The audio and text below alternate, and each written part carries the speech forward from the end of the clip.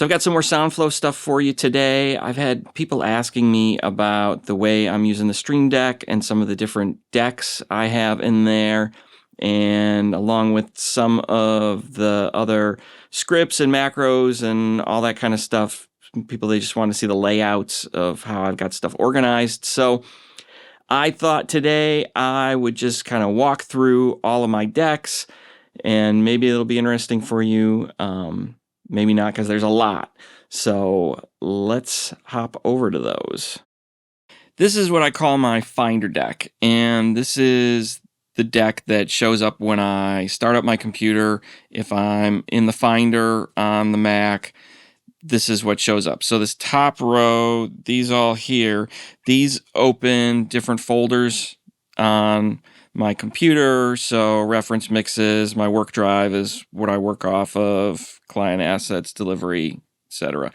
These down here, this will run it runs Carbon Copy Cloner, and it clones my work drive.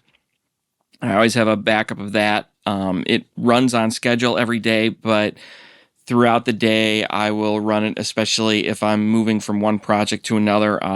I'll run it. So I just have a button that'll do that for me. And then this runs Pro Tools Preferences Backup, which backs up my preferences along with all of the presets I do. So if I create a new preset or a new track preset or just something in the course of a project, it will automatically open that up. And then the buttons along the bottom, these go to individual apps. So I can launch Pro Tools from here, Yukon. I use Smart a lot of times for the RTA on it, and then my Pro Tools decks are here. But if I just go to Pro Tools, it will jump right to my decks, because there's actually automation built into Soundflow with the decks, where depending on which app is active, I will have a different deck come up. So Pro Tools, there is a lot of stuff in here, and I'm just going to kind of go through these. If you have questions about any of these scripts or macros, feel free to add a comment. I might be able to demonstrate some of them and do just like a little short. Some of these scripts that are in here are ones that I got from the App Store. Some of them are the official ones. Some of them are macros I programmed, and some of them are macros and scripts that I kind of cobbled together from pulling bits of code from the user community. And then some of them, the community is actually awesome. And when I've been trying to figure out how to do something, a lot of times people have they've jumped right in with how to program something and basically finished off or even completely scripted what I was looking to do in the first place. So there's a combination of all that kind of stuff going on in here. And I don't remember what came from where, so I'm just gonna walk through all this stuff. So first deck is my automation deck. The top row, these will change automation modes for me on channels in Pro Tools. I can do I do a lot of stuff where I work in preview mode, adjust faders, and then just punch in a write. I can write to the end or write to a selection. I use auto join a lot and auto match. Go to top, that will just go to the top of the song. I usually have a marker at the top, and that will go to that one. And then I've got right on stop. This is to a one-time one, and then this will actually latch it. And then the scroll into view function, that has more to do with Pro Tools and my control surface. Sometimes Pro Tools and the control surface don't sync, and I'll have faders up on my control surface that are not showing up in Pro Tools. I can select a channel, or I can select a fader, basically a track on my control surface, and hit scroll into view, and it will scroll Pro Tools right into that. Then I have my back and play deck, and these are just different back and play settings. I think they're kind of hard to see on the video, but there's basically 2 seconds, 5 seconds, 10 seconds, 1 bar, 2 bar, 4 bars. I use back and play a lot when I'm automating things, just to kind of keep rolling in the flow. So if I'm going through and there's a move I was doing, I didn't like the way it went, I can just hit back and play. I have a button on my S1 that fires back and play. Sometimes I want to go further back, so I'll change settings on that. So back to my automation deck. And that is everything I use for automation on a regular basis when I'm automating mixes. Next up is my session setup deck.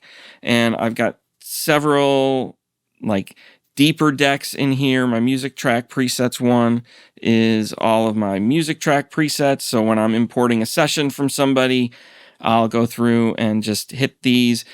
I think I demonstrated these in my other Soundflow video where they basically recall a track preset and move it to the right folder for me. Session setup, go back. Then I have for audio post-production stuff I'm doing.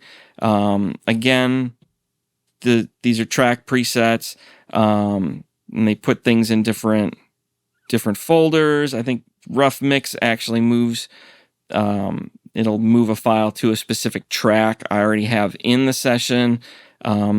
Make Stereo is really nice because it will take two monos and combine them into a stereo track, which I wish Pro Tools would do, but they've never added that, and it's kind of infuriating. This is where having Soundflow is awesome. Clear panning automation. A lot of times when I get stuff in OMFs, AAFs, the panning is really weird and there might be weird automation in things. That'll clear it. And then pan stereo full will just take any stereo tracks and it'll pan them full wide, because sometimes when you clear the panning automation, things are still a little weird, and that'll widen them up. Hide and make inactive is just if I want to hide and make tracks inactive. And then the session import settings, that actually, when I have the session import settings window open, that will change all of the preferences to what I usually use to do things like force to session format and get rid of panning information and things like that. One of the things you'll see a lot of repeats in some of these. Soundflow reset, every once in a while, some of the macros and scripts that I've built, they don't fire quite right because something is probably wonky in my coding, because I am not a coder, I'm a mix engineer. That just resets Soundflow's cache and makes Soundflow start working again. So back to session setup, track colors, I have different colors and it will color a track based on those colors. Session setup, add automation group. This is my disk allocation thing. That will change all of my disk allocation for everything in the session to the drive that it's supposed to be on, because a lot of time there's things that get wonky sometimes in Pro Tools with the disk allocation when I'm opening sessions from people, and when I use my template, things get all goofy. That way it puts the disk allocation properly so that if I audio suite something or print or commit or do something, everything is in the right folder, in the right drive, so that my session stays organized for the future. Move to basic folders, that'll just move a bunch of tracks to a basic folder, and then I have one that'll go to the routing folder. Again, here's that clear pan automation and pan everything stereo wide. Monitor router will just route something to my monitors. So if I have something like a reference mix or a rough mix, something that I want to listen to, but I want to make sure I never have a possibility of actually printing it because maybe I forgot to unmute it or forgot to mute it and left it unmuted, that will just route it strictly to my monitors. Again, make stereo. Track to comments. This is cool. It will take all the track names and it will copy them to the comments section, which can be helpful sometimes if I'm working on a bunch of different things from somewhere.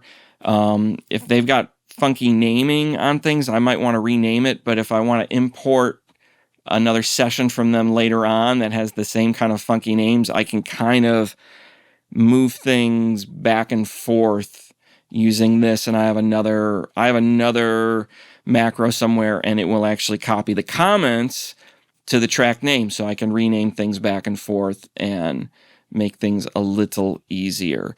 Strip silence, that I use on music production stuff, and it will basically, I can highlight a bunch of audio tracks in there and hit strip silence, and it will go through at the settings that I like and just strip things for me. So back and out, track colors. This is the same as what's in session setup. It's just more track colors. Like I said, there's repeats. RX, that's my RX deck. Whenever I'm running iZotope RX, this automatically pops up. I don't think I built these scripts. I might have done a couple of, I think the send back one I had to customize, especially when they updated Soundflow maybe a month or two ago, and it got a lot faster, and I had to put some weighting in here because Soundflow started working faster than Pro Tools could keep up with it, which is awesome. So I had to change that around a little bit, just probably for my computer. I think that would vary depending on what your computer is. So RX Preferences Manager. This is an app that Soundflow has. Basically, it will save all of your Pro Tools preferences, and I have very specific ways I like to set up my preferences so that tracks are colored a certain way, and there are default crossfade settings I like, and the way automation works, and trimming and metering and all kinds of things like that. All that kind of stuff gets saved in there, and I can just recall it. Because there are some Pro Tools preferences that save with your session, and then there are other that just stay on your machine. And when I load someone else's session and they have preferences I don't like, I can just pull that up and hit recall, and it loads all of my preferences the way I want Pro Tools to work. So main deck, this is my main Pro Tools deck. So this is where I live most of the time when I'm starting a mix or when I'm just kind of doing editing on things. RxSend will send to RX. VocAlign, this is a deck. If I'm using VocAlign at all, these are just some hotkeys that will load it up and load in the guides and load in the tracks I'm dubbing to and actually render it for me. Back to the main deck. Then I have a drums deck. This is for any drum editing I'm doing. Trigger Track will create a trigger track for me, which is a technique I got from Tom Lord Algae. I like using those sometimes for firing samples, but mostly for triggering gates to open and close. And that'll create the trigger track, and I use Massey DRT to create the triggers. So it will create the trigger track, it'll open Massey DRT, and it'll scan the audio so that then I can go through and start tweaking stuff. The quantize audio window opens up the quantize window in Pro Tools and sets it to quantize audio clips, because I think that works better a lot of the time than Beat Detectives conform. It doesn't put things in weird places sometimes like Beat Detective does. Clean toms, that's a thing I demonstrated in another Soundflow video. Commit track selection, sometimes I'll use that to just, if I want to commit just a selection of the track. Find the tempo, I can highlight a section of audio and click find the tempo, and it'll tell me what the tempo is. So I can highlight one bar and it will tell me the tempo of this song is 74 or 130 or whatever it is. Search outputs. This is good for routing my trigger tracks, because I'll create trigger tracks for the snare and the kick and the toms sometimes. And I have buses already set for those. I can just hit search outputs and it will route it to the proper one. I could probably make separate macros to do that for me, but I can just hit search and type it. That's fine. Next, transient will tab to transient for me. So sometimes I will be just tab to transients and paste triggers. So that will paste one. So if something gets missed in this whole process of creating the trigger track, I can add the trigger where it needs to be. Sometimes it's easier to do that than to go into Massey DRT and kind of redo all that. And then this is just to turn tab to transient on and off, because the hotkey command for it is kind of it's kind of keyboard acrobatics to get your hand in the right position. So I just have a button to do it. So drums deck, VCA deck. This is if I want to create a VCA and color it. I use these all the time because I like using VCAs a lot. They're great for kind of creating stems, and I use them with the S1 a lot for doing spills. I use folder tracks for that too, but sometimes I use VCAs, and then just for doing rides on a bunch of tracks all at one time, VCAs are great for that. Back to the main deck.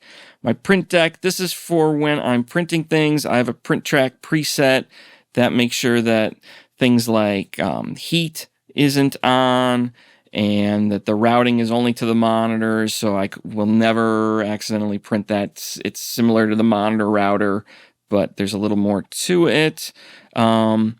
This adds a revision suffix to anything I print, so that when I'm printing a mix, if I do revisions, I can hit that and it adds all the naming format the way I do things. Bounce mix, that will bounce my print bus. If I'm doing stems for post, that will bounce the master and all of the stems all at one time. This will just bounce the master if I'm doing post, and then these all just kind of set up the preset for printing something. When I hit the print button, it'll actually do the bounce, and then it will re-import it, and it will load the print track preset on it so that I can check the mix right when it's done. These here are for, it's hard to read for me. These are isotope loudness control. I have two presets. I have an ATSC A85 and a streaming one. So after I print something for videos, I can check and just make sure that stuff is in spec. Reset Soundflow, again, seen that all over the place.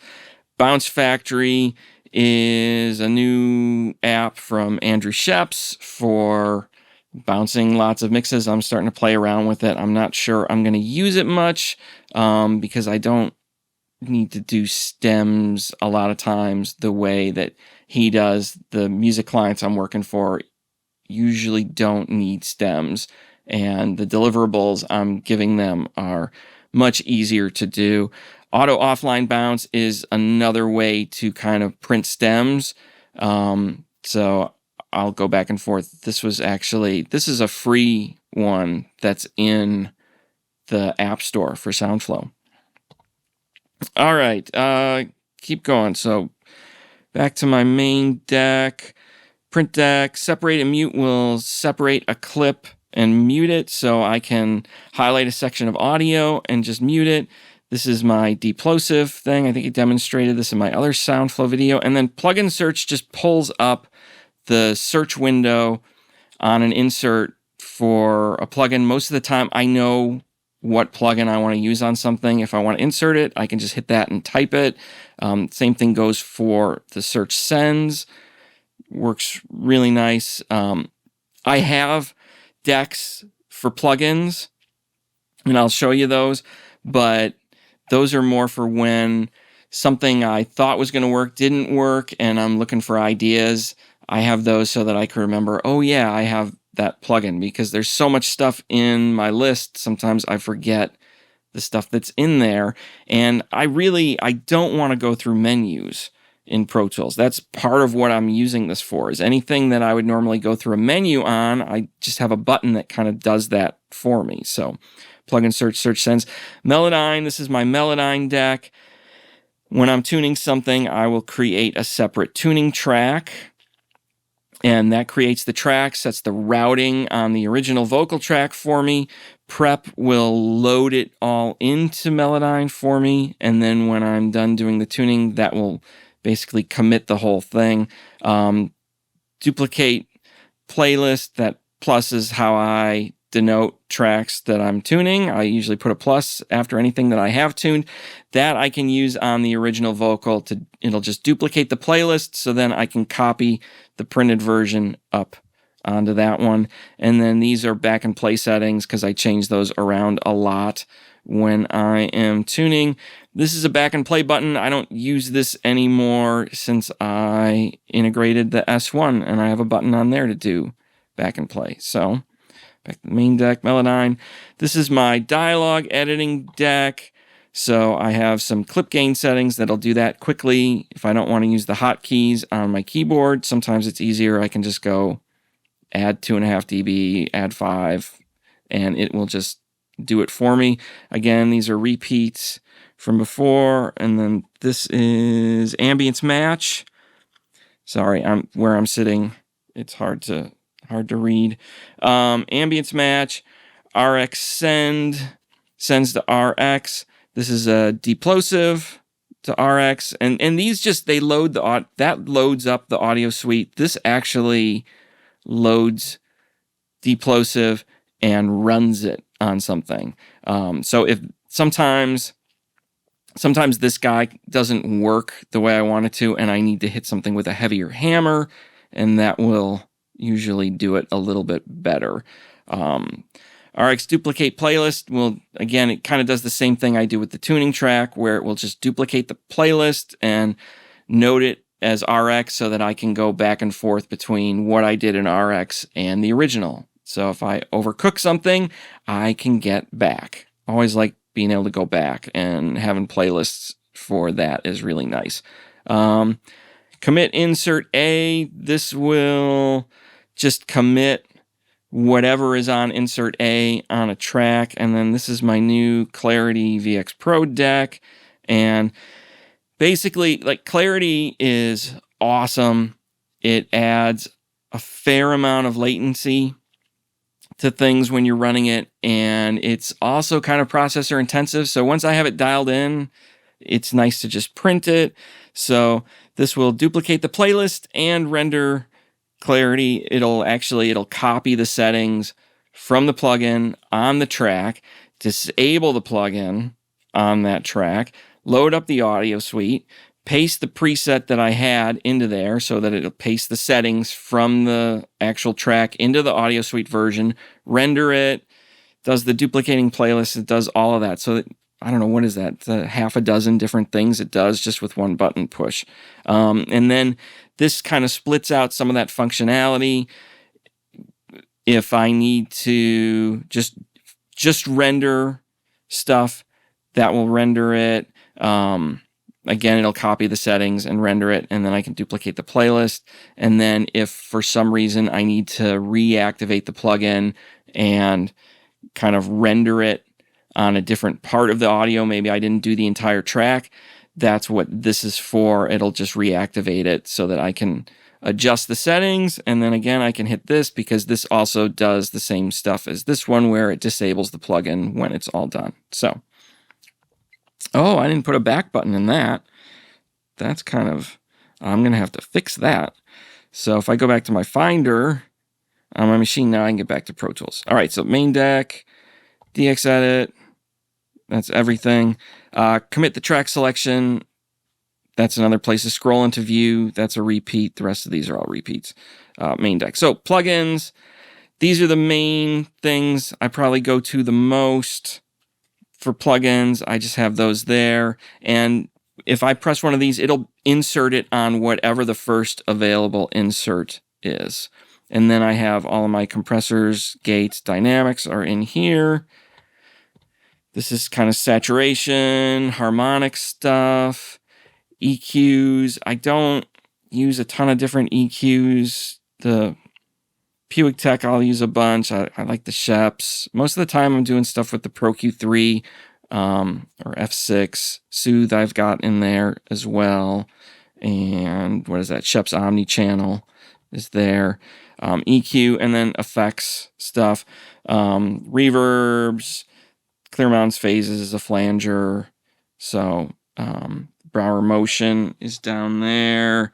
Sugar is one. I've got that in Saturate too. So again, there's some repeats. And these down here, these are repeated in some of those other ones, but these are kind of the ones I go to the most. So, and I can search plugins if I just want to search for something that I know what it is. If I'm in this page, I can get at it.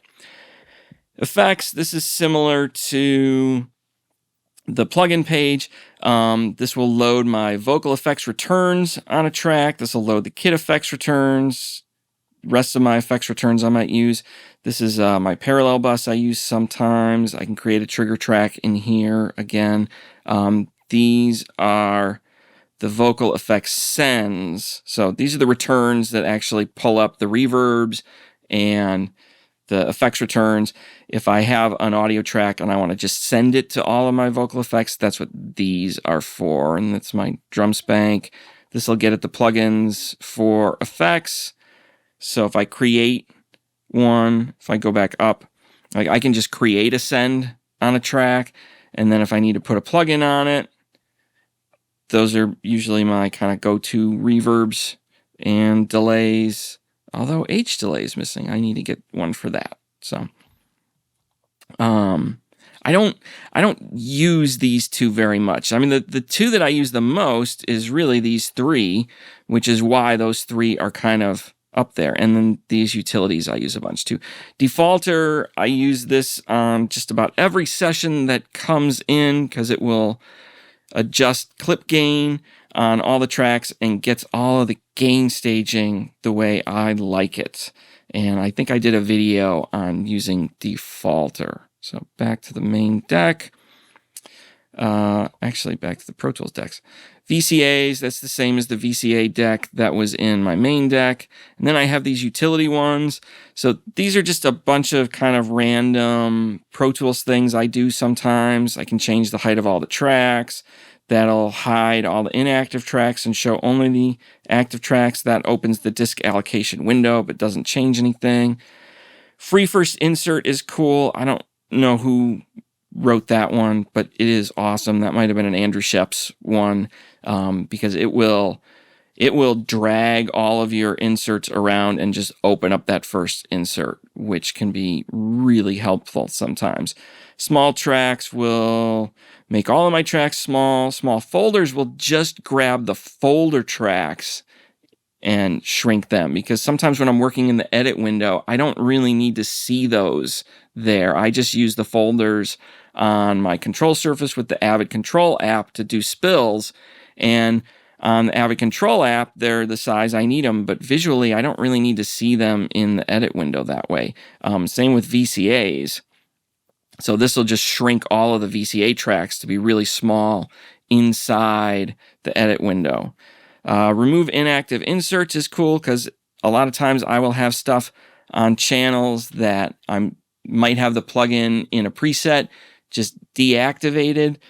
And if I don't end up using it, it's helpful to remove it in the end so that if for some reason I do want to deactivate everything on that track, I can remember what the heck I was actually using in the first place.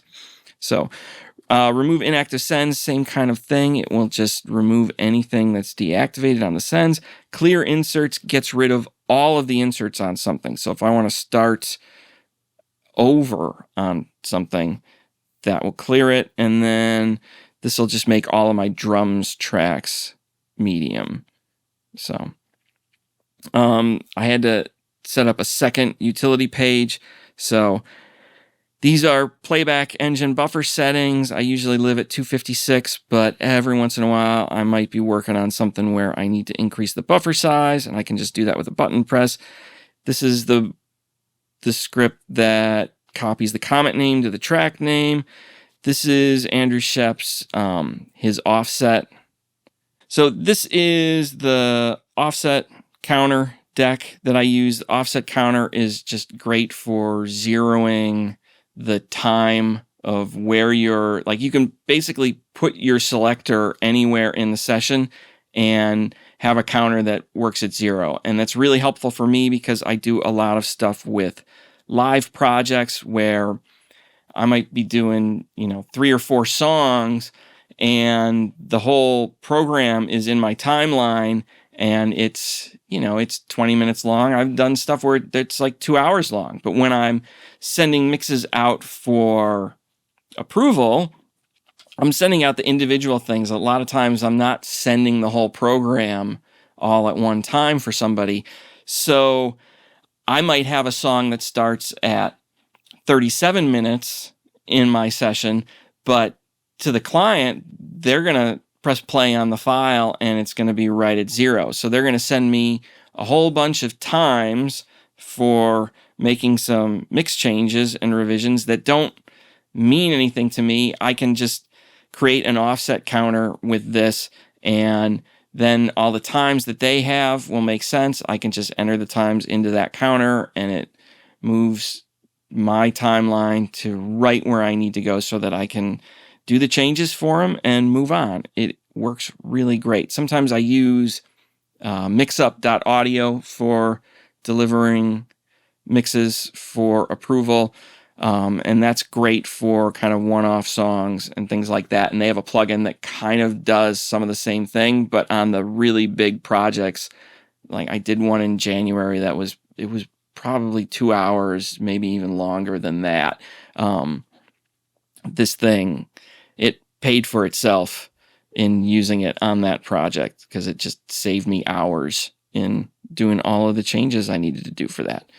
So that's in Offset Deck. These are back in play settings again. Bounce Factory's in here. That will open the folder just for the session. Sometimes I want to get at that. That resets Soundflow. This will stop everything because sometimes I have some scripts like my printing script, and that will just kind of run because it's waiting for things to finish. And if I'm printing a 2-hour event or show, that might take me, even in an offline bounce, it might take an hour depending on how much stuff I'm doing in there. So there's a buffer in that script that just keeps going for a long time, 2-3 hours, whatever I could max it out at. Sometimes those things get hung up, or I needed to cancel something or stop it, and that script will still be running in the background. This is a good way to just kind of stop that and reset it. Bypass Soundflow will just bypass everything. It'll stop Soundflow from working, I believe. I don't use it very much, but I'm sure I've used it enough that I wanted it on a button. And then split it markers. I don't use this too often, but again, this can be real helpful if I'm doing a really long program. I've got a marker at the start of each song. I can just go through and hit split it markers, and it will go right down the timeline, and it will separate like a long print into separate clips, basically. So, track data. This is one, I didn't create this. I know I got this out of the store, and I think this might be Chris Shaw's stuff. These are great, though. That'll duplicate a track with no inserts. You can copy all of the track data, so inserts, sends, volume level, all of that kind of stuff. You can paste everything, or you can paste just the inserts or just the sends. This is awesome if I've got processing on one channel and I want to paste it onto another. Maybe there's a stereo guitar, a couple of guitar tracks that were done, or a double, vocal doubles, things like that. I can just copy the data from one, paste the inserts, and move on. These other ones, cycle plugins might cycle between plugins that are open. Whoops. Let me just... Yeah, it'll cycle through all the inserts. You can't see it on my screen, but it'll do that. Sends is the same thing with the sends. Clear the inserts will just clear all the inserts. Clear the sends clears all the sends. Restore mutes from backup. I'm not sure what that does. I'd have to try it. I don't want to try it on this session. Move tracks. I'll move them to different places in the session, I believe.